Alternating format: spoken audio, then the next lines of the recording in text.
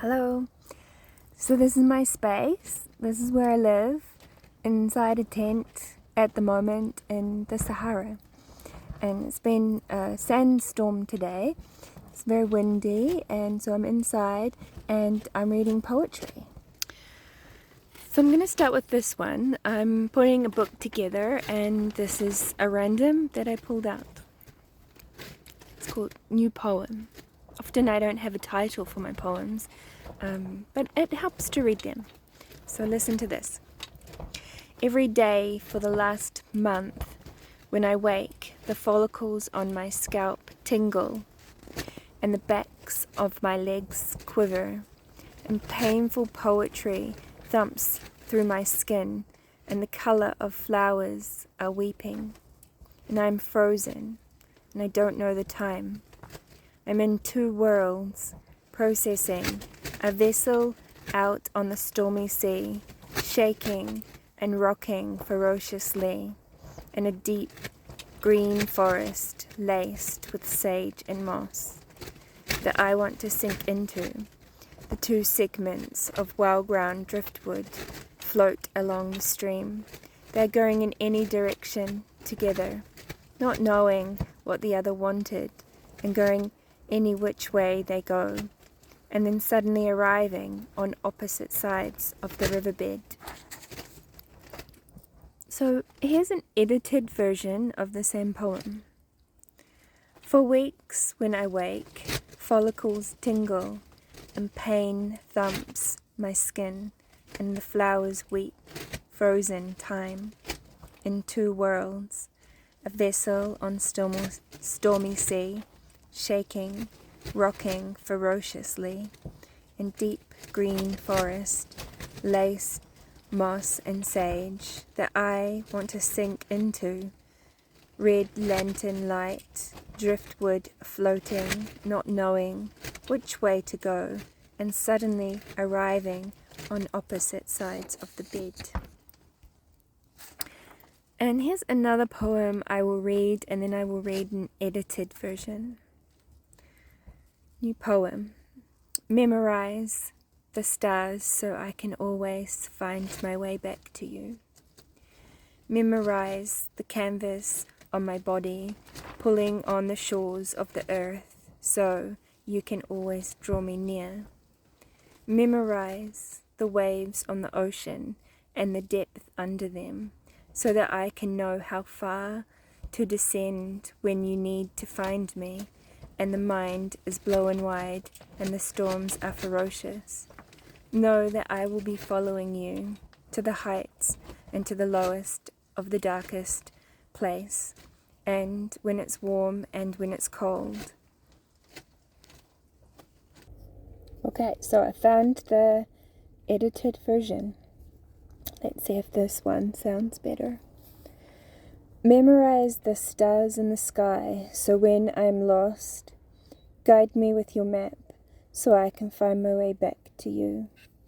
Memorize the curves on my body as you'll see, pulling on the shores of my land, so I can always find a way to be close to you. Memorize the waves on my ocean and understand its depth, so when you are overworked and out of breath, and when you need me to hold you close to my chest. Memorize my mind and its galactic currents, so when it is blown wide and wild in the storm, you can help me shine like a full moon. And memorize me outside on a cold night and in the early morning dew, wandering across many lands looking for you. And memorize me through a hole in the sun and the clouds across the land to find me in another world waiting for you. And here's a new poem I wrote about the desert. Traveling through the desert, existing in fragments, seeking the present moment in a grain of sand, its stillness, its gravity pulling in visions, a canvas heavy with longing, and loaded camels, indigo and perfume, frankincense and myrrh, honey and almonds, argan and dates, woven tapestries, gold and ivory silk, jeweled in the sun, with the heat magnifying desires, shifting in the candlelight, elusive fragments of self-scripts colouring everything except the truth.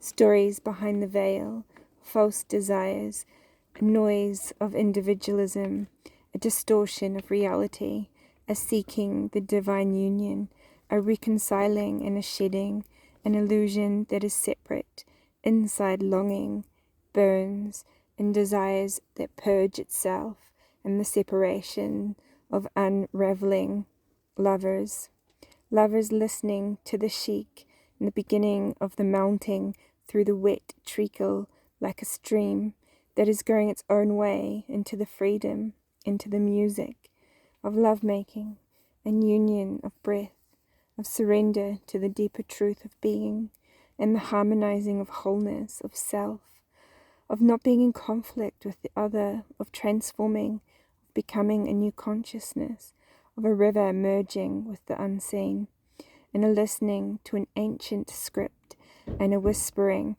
to the alchemy of water, the minerals and the light cooperating with divinity, a pure awareness flowing and letting the whole form dissolve all that remains, and all that remains is water returning to life. And I like this poem, My Feminine Space.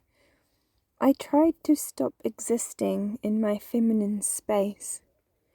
Its tie still drowning me, the victim narrative that you can't see, the treating my shadow a devotee of timeless orbiting, how we have failed each other, yet both been right, at the fence of fertility, my womb power, my wild animal, natural, and where art thou, the frequency of life, to create the oneness and birth the earth's creative energy? Come back to the womb without fear, without destruction, and harbour the pleasure and the bliss and the safety of oneness with the Divine Mother's love. And one last poem. I love you. You are an eternity. I'll start again. I love you. You are an entire universe and poem to me, a whole reflection on the spaces of God, revealing to me and showing me God. You, a mystic flowing, and I want to know you more and more than the cells, more than your creation. I want to know you beyond knowing, to know your poem and your feeling, and feel it, and feel what you're doing here, and dance with your pure heart, and play with your essence, and glow in the light of your face, to be the warm next to your skin, to love you from within, to shine, the most glorious creature I know. I cannot compare or find any other, and there is no food to satisfy my soul, nor quench my thirst other than you, and I am hungry for you, and desiring your skin and your passion, and seeing you as the object of poetry, the whole world of love, of being and transforming, a mystic spell, moving beyond here and now, below the ditch and in the womb, where the universe births its poem, reflecting you and me, messengers of God, creation and created by God, of God to reflect God with all that is in you and me, with an eternity of poetry. So I wrote this poem a while ago. I'm going to share it. Alright, you bitch whore, you'd like it all night and the next. Goddess dress codes and breastbook best rooms in the galaxy, entire fee for a few bucks in a blossom parade. Drawing stories, she's a shrine, she's a gold mine, she's an empty time capsule. You don't need to change the hinges on the door, you don't need her anymore. The narrative of lust is nothing but a download of dust, history boxed in perfect conditions, a cycle of past conditions. When she spills in vain, the abstract language will have no gain, eating club sandwiches and fermented grapes. That's what makes you insane. So I don't want to read any more poems. I'd rather listen to them.